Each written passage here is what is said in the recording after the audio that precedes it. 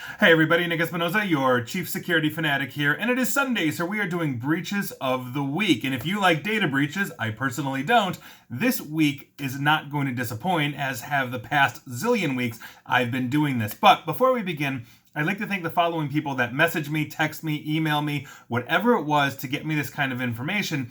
And that is David Walker, Jason Dance, Barrett Peterson, and Jacqueline Wolf. Guys, thank you so much. And if you have a tip for me, please feel free to send it to me in any way, shape, or form, and I will give you a shout out as well. Now with that, let's start in Canada, in the city of St. John. They shut down all of their IT systems following a, quote, significant cyber attack. Now, city officials announced this this past Sunday evening, a week ago, in a statement released to the media. The shutdown includes access to the city's website, online payment systems, email, and customer service applications as well. And so they are recommending that users of their systems regularly check their bank accounts and credit cards for suspicious activity. Good luck, citizens of St. John, Canada. Moving on, let's talk about the cold storage giant Americold, and to quote their disclosure, on November 16th, 2020, Americold determined that its computer network was affected by a cybersecurity incident. So basically, we don't know necessarily what's going on, but sources have told Bleeping Computer that the attack has impacted numerous systems, including phone, email, order fulfillment, and inventory management. Customers who have attempted to pick up inventory for delivery have been unable to get access to all of their warehouses, and while Americold has not provided details of the attack, it is looking like it's ransomware. So heads up if you have anything to do with Americold. Moving on, let me give you an update from Nitro Pdf. If you recall, a couple of weeks back, I talked about them having a massive data breach and leaking a whole bunch of information. Now, a person is claiming to be in possession of 2.6 million email addresses and encrypted passwords from Nitro Pdf. And since this news is coming out of New Zealand, this is also including 4,000 Kiwis as well. And so obviously that's a big issue for New Zealand, but it is worldwide a serious problem because it looks like that data is now starting to get out there. So heads up if you've ever used Nitro Pdf. Moving on, let's talk about People Incorporated Mental Health Services out of Minnesota. They are notifying 27,500 patients that some of their protected health information was exposed in an email account breach sometime between April 28th and May 4th of this year. I don't know much more about it until then, but if you use People Incorporated Mental Health Services of Minnesota, heads up to you. Moving on, let's talk about the Delaware Division of Public Health, because on September 16th of this year, they basically discovered that a Division of Public Health temporary staff member had mistakenly sent two unencrypted emails, one on August 13th of this year and another one on August 20th, to an unauthorized user. These emails contain COVID-19 test results for approximately 10,000 individuals. And the October 13th, 2020 email included test results that were tested of people that were tested between July 16th and August 10th of this year. The August 20th email included test results for people tested between tested on August 15th. These emails were meant for internal distribution to call center staff, and obviously they got out. So heads up if you're in Delaware and you have taken a COVID test, you might want to check in.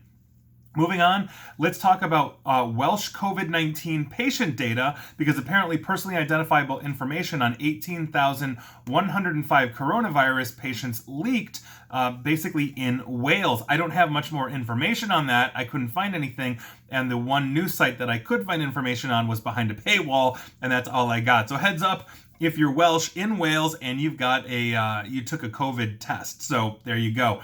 Moving on, let's talk about Township High School District 211 in the state of Illinois. This is actually one of the largest school districts in Illinois and is actually around my area. Now, they basically said a week ago that their communication systems were possibly hacked that weekend. In a statement, district officials said emails, automated phone calls, and text messages were sent to some families, but didn't say what content was included in the message. And to quote, once the district learned of the compromise, the system was immediately secured to stop the unauthorized communication. Only the outgoing communication systems were affected, according to officials, and the department or the district's technology team was assessing possible compromise of student data, family data, and on and on and on. But so far, they believe the data was secure. So heads up if you have anything to do with District 211, the high school district in northwest suburbs of Chicago. Moving on, let's talk about Tronix Exchange. They're a US-based electronics retailer. They exposed over 2.6 million files, including ID cards and biometric images, after a misconfigured Amazon Web Services S3 bucket was discovered. Now, of the millions of files found in the database, the most damaging for customers was the 80,000 or so images of personal identification cards, such as driver's license, and also 10,000 fingerprint scans as well. So if you use them, your fingerprints might be out there as well. Moving on, let me give you an update on Capcom. If you recall last week, gaming giant Capcom suffered a ransomware attack, excuse me, apparently at the hands of the Ragnar Locker gang, and obviously they've been having a hard time ever since. Now we know that 350,000 people were affected, and rumors have suggested that the crooks opened up bidding essentially for $11 million worth of blackmail in cryptocurrency. And so basically what ended up happening is Ragnar went to Capcom and said, we want $11 million not to release this. Capcom has officially stated, we ain't paying. So if you have a Capcom account, expect your data to get out there. So make sure you are changing your passwords and all of that, because if Capcom isn't paying, they're going to sell it to the highest bidder, or they're simply going to dump it out into the dark web. We'll see where it goes.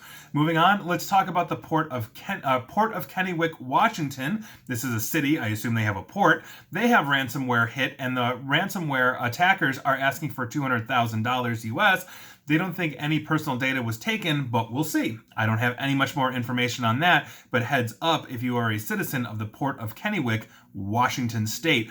Moving on, let's talk about the cryptocurrency exchange Liquid, because they revealed that they were hacked last week after a malicious attacker managed to seize control of its DNS records, seize control of internal email accounts, and gain access to the firm's document storage infrastructure. Liquid is not having a good week. Now, as a consequence, personal details of customers now may be in the hands of criminal hackers. And to quote their statement, we are continuing to investigate whether the malicious actor also obtained access to personal documents for the KYC, or Know Your Customer, such as ID, selfie, and proof of address, and will provide an update once the investigation has concluded. So if you use cryptocurrency exchange Liquid, heads up to you.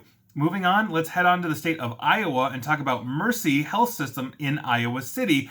They had a business email compromise scam. Basically, they got hit with that. And between May 15th and June 24th of this year, an unauthorized third party had access to the email account of one employee, according to Mercy. Obviously, that would expose PHI. So if you have anything to do with Mercy in Iowa City, heads up to you. Moving on, let's actually talk about TurboTax. Now, TurboTax itself wasn't hit, but your copy of TurboTax is actually being targeted, the one that's sitting on your computer. The Mount Locker ransomware gang is getting ready for tax season by specifically targeting the files that are used by TurboTax software. Now, when it's encrypting a computer, Mount Locker only encrypts files that have certain file extensions like documents, pictures, all that kind of stuff. But the latest version of Mount Locker is now targeting .tax, .tax 2009, .tax 2013, and .tax 2014 file extensions, which are basically associated with the TurboTax tax preparation software. So make sure you have good backups of your data. That ideally are not attached to your computer, meaning hopefully you're putting them in some kind of secure cloud solution. So if you do get hit, you can simply just restore your data from somewhere the attackers couldn't reach. Moving on, let's talk about Manchester United out of England. This is the Premier Soccer League club. They got hit by a cyber attack on their systems, but say that they are not currently aware of any breach of personal data associated with our fans and customers. Now, the Red Devils confirmed the hacking on Friday evening, this past Friday evening, but they are confident that basically their Premier League game against West Brom is going to go ahead. Obviously, we're on Sunday. I believe that game, in fact, did go through. You tell me if you're watching. I just have not had the time to keep up with that. Now, the club's statement read, and I quote, "Manchester United can confirm that the club has experienced a cyber attack on our systems." And so there you are. If you're a fan of Manchester United or you're employed in any way, shape, or form by Manchester, heads up to you. Moving on, let's talk about Mitsubishi Electric Corp. They have had some real serious problems over the years with attacks, and they got hit again by a massive cyber attack that may have caused leakage of information relating to its business partners. And I quote, company officials on November 20th said they were checking the 8,653 accounts of those it had business transactions with to determine if information related to bank accounts of the other parties as well as other information leaked. Now, that is basically posted on their Japanese site, Asahi Shinbun, and they believe that a Chinese APT or Advanced Persistent Threat Group is suspected in the attack. Moving on, let's talk about the University of Cincinnati's Medical Center. A financial penalty of $65,000 was imposed on them, which stemmed from a complaint received by the Office of Civil Rights, which is where all HIPAA violation complaints go. This was received on May 30th of 2019 from a patient who had sent a request to them on February 22nd asking for an electronic copy of their medical records that was stored by the University of Cincinnati Medical Center, and basically they didn't get it to her in time. Now, the HIPAA right of access requires copies of medical records to be provided on request no later than 30 days after receipt of the request. Further statutes also state that an individual is permitted to have the requested records sent to a nominated third party should they wish. They failed to do this, and now it's costing them $65,000. That is why we maintain compliance. So very important and heads up. So it's affecting that one person, and here we are. Moving on. We're going to be talking about a quote-unquote secure meeting that involved European Union defense ministers from around the member countries. RTL News said reporter Daniel Verlon logged into a secure meeting of European defense ministers after getting a login address and partial PIN code off of a picture posted of Dutch Defense Minister Ank Bijleveld. I know I am mispronouncing that. I apologize to my Scandinavian colleagues here, but I cannot pronounce this. So, Defense Minister Ank, we'll just call her that, is in quarantine while working from home. In the picture, in the documents on her desk, you could see essentially this kind of information. And so the journalist discovered 5 of the 6 digits of the PIN code, so that was a very easy thing to hit, and quote, shortly afterwards gained access to the meeting. Now, footage shows the smiling reporter dressed in a black t-shirt and waving to the different ministers. And so all the more reason to make sure you have good operational security when you are taking pictures and not exposing things. It's one of the things when I am doing Zoom interviews that I put out on my YouTube channel. I actually scan the background for my interviewees to make sure that they don't have passwords sitting on a whiteboard or something along like them. I actually had to restart an interview because of that, and so that is very important. Make sure you're doing that, or make sure you're making everything behind you, especially when you're posting pictures, selfies, whatever, is actually secured for you. Moving on, let's talk about the Sherman ISD. This is a school district in Texas because Sherman police are investigating a district-wide data breach that may have involved their private files. Now, the data included social security numbers and full names of students, and Sherman ISD said in a letter to parents this past Thursday night that 2 high school students access this private information, meaning these young whippersnappers got in. This would be me in high school, no comment otherwise. Now, an investigation with police was launched, and they determined no personal student data was used or altered in any way, but there you go. Hackers gonna hack. Moving on. Let me give you an update on the Equifax 2017 data breach, because as I've been reporting, as they've been coming in, various states are now claiming what they claimed. This up on the block is Indiana. So if you are basically part of the class action, your attorney general was able to secure your state $19.5 million. So you may be getting a check from the state as a result of Equifax. Indiana gets $19.5 million. They're the only states reporting this week. Moving on, let me give you a Blackbaud update real quick, because that just keeps on going on. As I mentioned a couple of weeks ago, they're fending off something like 23 class action lawsuits, and we have more institutions that are now basically disclosing. And so this week, the Great Hearts Academies basically disclose that they're part of the Blackbaud breach, as is the Archdiocese of Charlotte. This is obviously Catholic, the Catholic Church.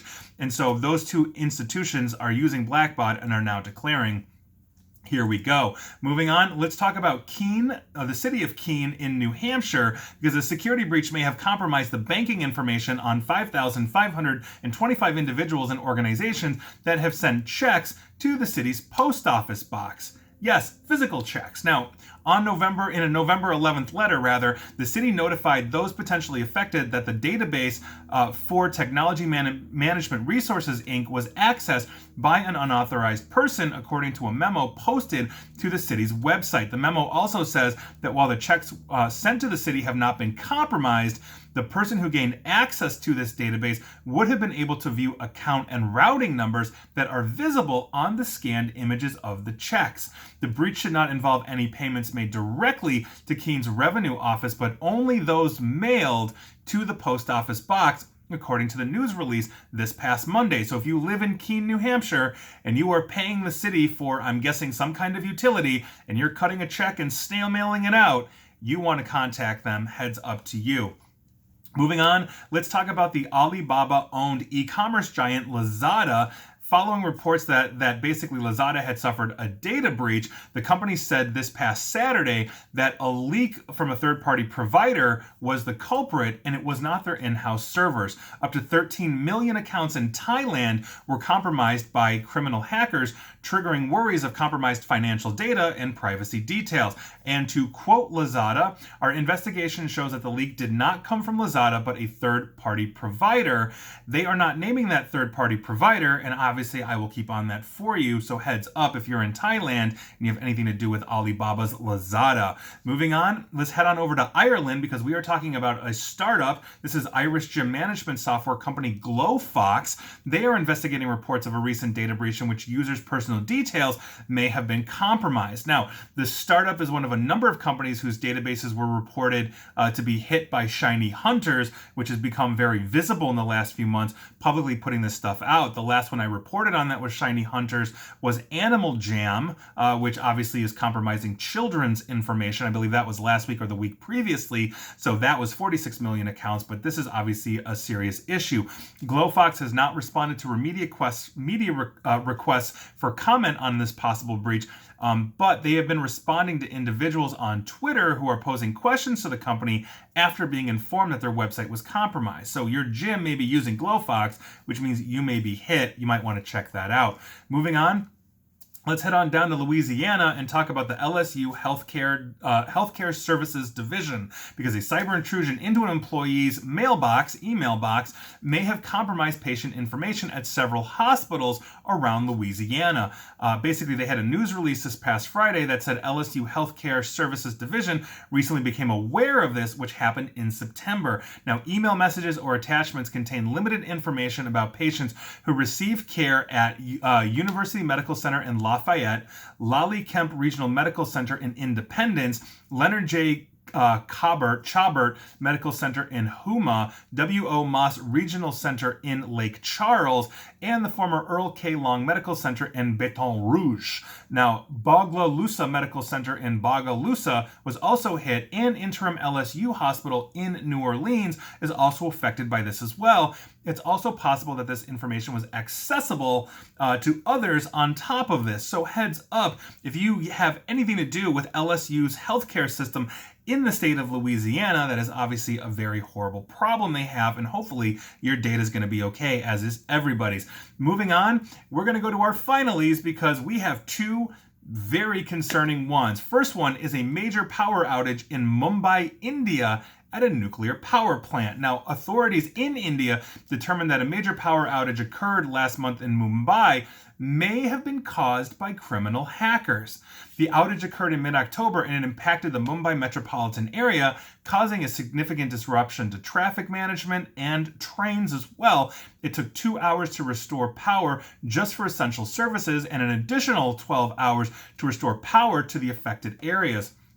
Authorities immediately said sabotage could not be ruled out, and the Mumbai Mirror, the news reporting organization, reported this past Friday that a cyber police unit found evidence suggesting that the incident may have been caused by a cyber attack. According to the Mumbai Mirror, investigators found multiple suspicious logins into servers linked to power supply and transmission utilities. It is believed that manipulation of these servers may have triggered the outage. The activity was traced to several South Asian countries, and investigators are trying to determine if it was part of a coordinated effort. Now, we know that both the Indian government and the Chinese government have been at odds and actually have been trading small arms fire on their very small border that they share.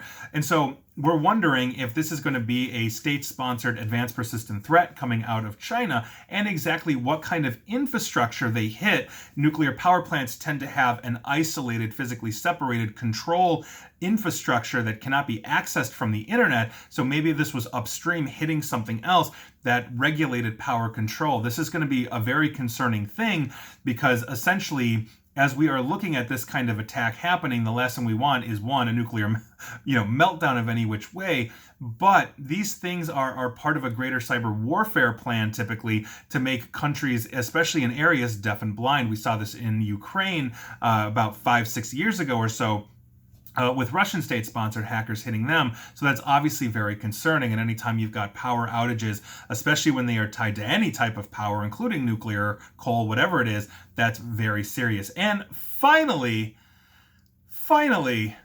we have to talk about Pray.com, because this is a very popular app. And if you are a Christian, heads up to you. You may have this.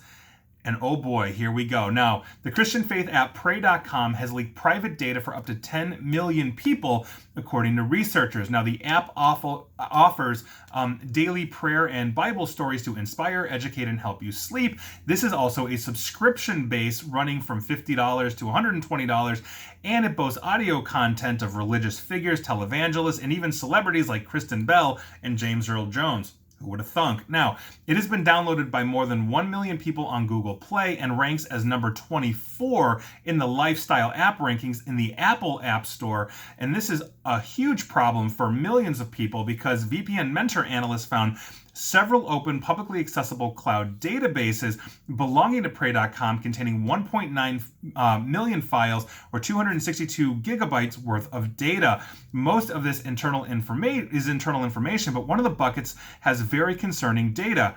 80,000 files contain various personally identifiable information for tens of millions of people, not just Pray.com users.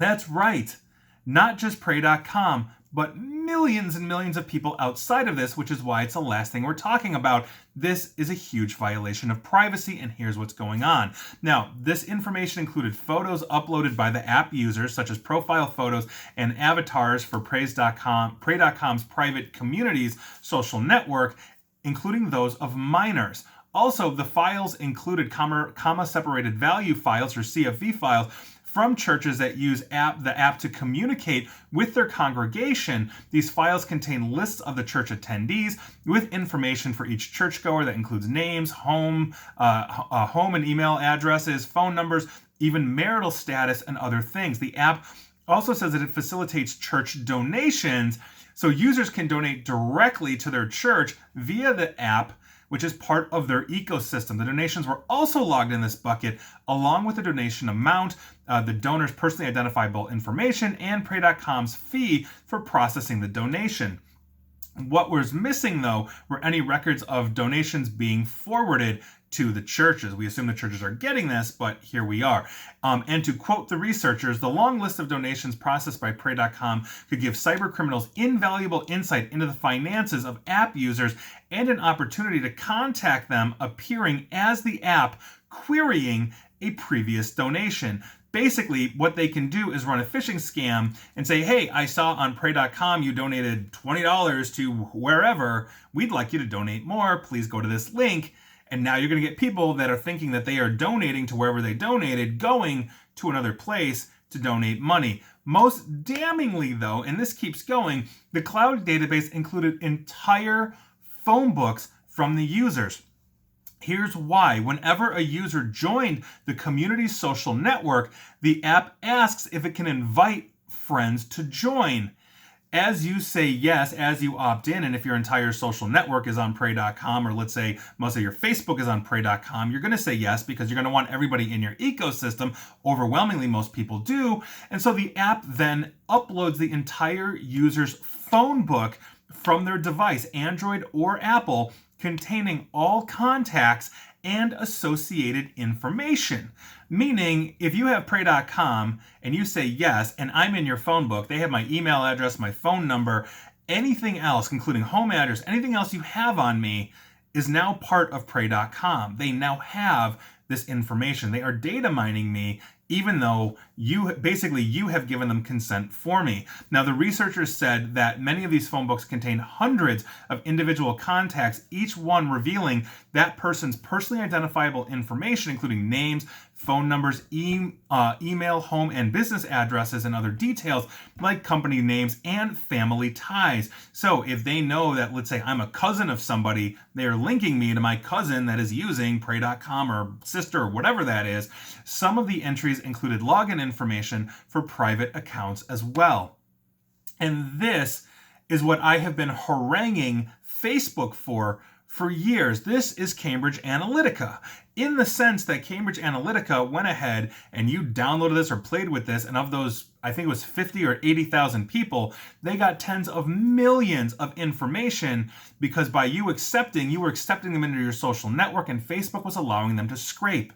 Pray.com is basically saying, hey, Pray.com user, do you want to invite your friends? You say yes, and now they are taking the entire address book and they are storing all of our information, even though we didn't give consent. So what's good for Facebook is good for Pray.com, and I'm not going to let anybody go on this. So Pray.com has some answering to do, and odds are there's going to be some kind of lawsuit or fine as a result of this, and this isn't something I think they can pray away. This is a very serious issue, and it also underscores just how deeply we are data mined and we don't realize it. And when you are going to, let's say, an app that caters to your religion, you're automatically, I think, going to think it's safe. There's like-minded people there. You obviously believe in your faith, whatever your faith is. In this case, it's Christian faith. But this underscores a serious issue we have and our flaw in thinking that we simply trust when we shouldn't. Law number 3 of the 5 laws of cybersecurity. Humans trust even when they shouldn't. And Pray.com proves that. So, those are your breaches of the week. Were you affected? Odds are, if you know somebody that has Pray.com, you absolutely were. And please like, share, follow me here on Facebook and Twitter at NickAESP. And please feel free to subscribe to me at YouTube as well. And as always, stay safe and stay online. Thanks, guys.